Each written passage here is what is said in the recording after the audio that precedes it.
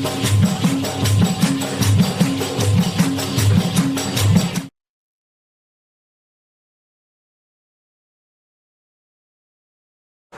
lah takut meme lah takut.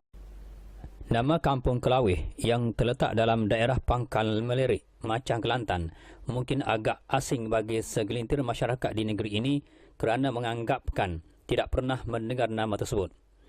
Tetapi bagi penduduk-penduduk kampung terbabit memang agak tersohor kerana semasa pendudukan Jepun di Kelantan, Kampung Kelawih mempunyai kubu Jepun terbesar yang terletak di antara tebing Sungai Kelantan dan Sungai Kelawih itu sendiri. Bahkan jiran terdekat dengan kampung berkenaan iaitu Kampung Johor telah dijadikan lapangan terbang Jepun dalam daerah yang sama.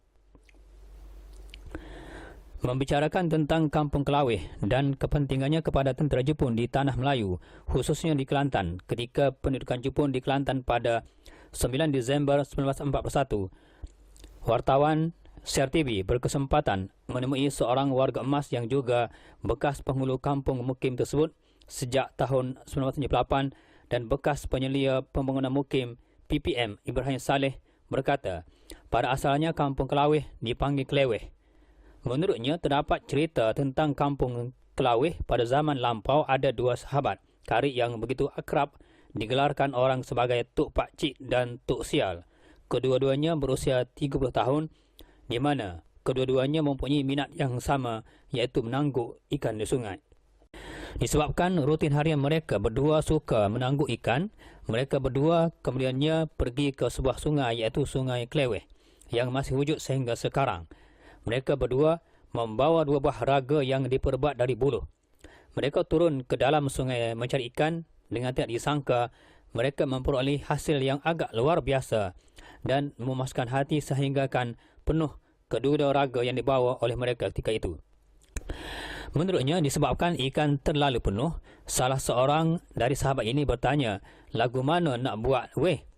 Dari istilah dan singkatan nama weh dan apa raga yang dibawa secara dialek Kelantan sebagai kilah, maka kedua-dua nama itu tercantum menjadi Kelawih yang digunakan pakai sehingga hari ini. Membicarakan tentang pendudukan Jepun di Kelantan, sebagaimana di tempat-tempat yang lain, Kampung Kelawih juga tidak terkecuali. Apabila tentera Jepun terbabit begitu pantas memasuki ke dalam kampung berkenaan untuk tujuan menemui penghulu sebagai ketua seluruh penduduk. Memang menjadi kelaziman pihak tentera Jepun akan menggunakan khidmat penghulu sebagai kepala atau ketua dalam pelbagai perkara seperti untuk mendapatkan bekalan makanan, rampas anak dara orang, menganiaya orang dan sebagainya.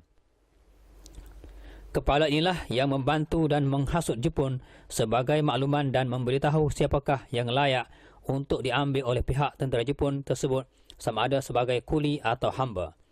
Menurut Ibrahim, di Kampung Kelawih ketika itu terdapat 3 orang yang paling disukai pihak Jepun seperti Tok Sial yang kini arwah yang ketika itu berusia dalam lingkungan 30 tahun telah diseksa pihak Jepun dengan diberikan minum air sabun lalu dihentak dengan tapak senapang pihak Jepun sehingga giginya patah dan hancur bertaburan.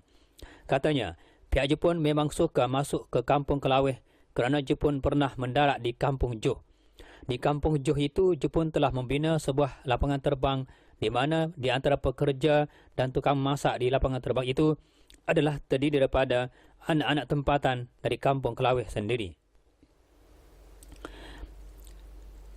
Katanya, berdasarkan purata penduduk tempatan yang berusia 20 tahun ke atas sebagai pekerja di lapangan terbang Jepun di Kampung Johor itu, kebanyakannya anak-anak tempatan Kampung Kelawih sendiri, melebihi 20 orang. Tambahnya, kebanyakan penduduk tempatan yang bekerja sebagai kuli Jepun dari Kampung Kelawih ketika itu hanya terdiri daripada kalangan pemuda-pemuda lelaki sahaja, tetapi tidak gadis-gadis remaja. Selepas itu, kebanyakan penduduk dari kampung berkenaan akan dibawa Jepun ke Burma sebagai pekerja untuk pembinaan landasan kereta api maut di sana. Ini termasuklah 2 pupunya sendiri dan kira-kira 3 orang penduduk kampung terbabit yang meninggal secara tersiksa di negara berkenaan ketika usaha membina landasan kereta api maut itu.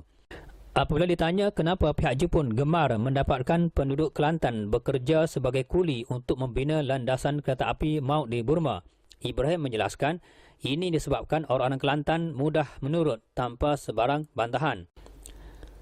Salah satunya ialah kerana orang-orang Kelantan mudah termakan budi disebabkan mereka telah diberikan kerja. Jadi secara langsung atau tidak, arahan Jepun perlu ditunaikan ke mana sahaja akan dibawa pergi. Katanya, kebanyakan orang-orang Kelantan memang takut dengan sikap Jepun yang akan melakukan keganasan apa sahaja. Sementara, anak-anak gadis yang cantik-cantik untuk mengelakkan tentera Jepun merampas dan mengambil mereka sebagai teman seks, kebanyakan ibu bapa akan melumurkan cat dan pelbagai warna yang agak gelap agar kelihatan buruk dan berwajah hodoh. Apabila Jepun melihat gadis-gadis sunti berkenaan dalam rupa yang hodoh, maka selamatlah anak-anak gadis tersebut dari diganggu oleh tentera Jepun terbabit. Sementara itu, pihak Jepun tidak menjanjikan allowance dan gaji sebagai upah pekerja di lapangan terbang di kampung Johor itu maupun sebagai pekerja landasan kereta api maut di Burma. Sebaliknya, pekerja-pekerja berkenaan diberikan makanan semata-mata. Apabila pekerja-pekerja berkenaan menderita sakit, mangsa tidak diberikan ubat. Malahan ada yang meninggal dalam keadaan terseksa dan ngeri kerana menanggung kesakitan yang berpanjangan. Kebanyakan pekerja landasan kereta api maut sebenarnya telah dijadikan hamba abdi oleh pihak Jepun tanpa mendapat sebarang pembelaan dari segi rawatan dan sebagainya. Katanya, kebanyakan pemuda-pemuda Kelantan memang mudah bekerja sebagai tukang masak di lapangan terbang tentera Jepun di kampung Johor itu. Sebabnya, mereka dikatakan agak segak dan kacak. Ini tentunya menarik minat Jepun. Ditanya tentang sikap Jepun apabila mereka menggeledah kampung, mereka akan merampas barangan penduduk kampung menurut kehendak mereka seperti padi, beras, ayam, kelapa dan sebagainya menurut kemahuan mereka. Beliau menjelaskan hal berkenaan memang tidak dinafikan. Kebanyakan penduduk kampung tidak dapat berbuat apa-apa, malah terpaksa menyerahkannya bulat-bulat kepada pihak Jepun. Jika melawan, nyawa pula yang melayang. Sambungnya, kalau diambil contoh di kampung Kelawih, tiada di kalangan penduduk kampung berkenaan yang berani untuk tunjuk hero dengan tentera Jepun terbabit. Ketakutan tentang sikap ganas dan tidak berperi kemanusiaan mereka memang ada. Sekiranya ada yang cuba melawan, bukan sahaja nyawa melayang, rumah kediaman juga turut dibakar. Kebanyakan tentera Jepun akan sentiasa membuat tinjauan dan memantau ke serata ceruk kampung menggunakan pengangkutan jeep untuk melihat keadaan dan persekitaran dalam kampung berkenaan. Penghulu yang dilantik khusus oleh Jepun sebagai ketua akan membawa kumpulan Jepun berkenaan sambil menunjukkan siapakah yang patut diambil oleh pihak Jepun terbabit untuk sesuatu tujuan tertentu. Menurutnya, gadis remaja tidak pernah diambil secara paksa dari ibu bapa mereka di kampung Kelawih ini, kecuali segelintir pemuda yang pernah dipukul oleh pihak Jepun angkara penghulu yang dikatakan terlalu dengki. Sebuah jambatan baru yang dibina di kampung Kelawih sekarang ini adalah sumbangan masyarakat Jepun untuk kegunaan penduduk-penduduk dalam kampung tersebut. Jambatan berkenaan tiada kaitan dengan pendudukan Jepun di kampung Kelawih tersebut, tetapi berkemungkinan sebagai salah satu khidmat sosial untuk kegunaan dan kemudahan penduduk-penduduk berulang-alik di kampung Kelawih itu. Menurutnya, terdapat sebuah kubu Jepun yang dibina di atas tebing berhampiran Sungai Kelantan dan Sungai Kelawih. Mereka membinanya untuk melindungi dari serangan pihak tentera Hindia British. Usia kubu tersebut dibina pada tahun 1941, sebuah tempat yang agak strategik bagi pihak tentera Jepun. Lazimnya setiap serangan dilakukan melalui sungai.